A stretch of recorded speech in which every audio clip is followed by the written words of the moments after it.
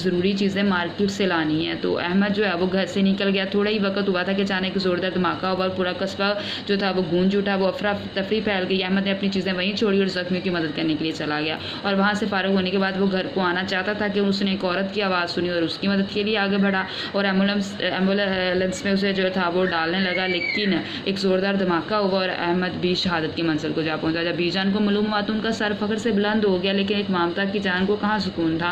और वो हर एक से जो है वो ये सवाल करती नजर आती कि वो दुश्मन कैसे हैं, वो काली भेड़े बनकर हमारे अंदर छुपे हुए हैं, हम इनको कैसे पहचानेंगे, इन्हें इरादे क्या हैं। इन्हें ये बात बड़ी बेचैन कर रही थी। सुबह फजर की सारी रात वो जो है वो यही सोचती रही और सुबह फजर की जो है नमाज के बाद एक फैसले पर पहुंची। बीजा ने सब कस्बे वालों को इकट्ठा किया और कहा कि अब वो वक्त आ चुका है कि हमने दहशतगर्दों की पहचान करनी है। जिन लोगों ने हमारे अमन अमान को जो है वो दाव पर लगाया हुआ है, हम अपने किसी फ़र्द को भी इसका निशाना नहीं बनने देंगे। तो उन्होंने जो है वो तमाम लोगों को कहा कि हम इन दहशतगर्दों को अपने स्कूल पर जो है वो हमला करके ये दहशतगर्दों ने हमारे स्कूल पर हमला करके साबित कर दिया है कि ये दरिंदे तलीम से दूर करना चाहते हैं हमें। तो हमें इनसे बदला लेने के लिए सिर्फ ये करना होगा कि हमारी जो कौम को जहालत के अंधेरों से निकालना होगा। हमें जो है वो अपने इलाकों में स्कूलों की तमीर व मरम्मत का काम खुद करें और चार दीवारी बनाने की कोशिश करें। स्कूल के इर्द गिर्द मशकूक अफराद और मशकूक सामान पर नज़र रखें। अजनबी शख्स अगर महल्ले में नज़र आता तो फ़ौरन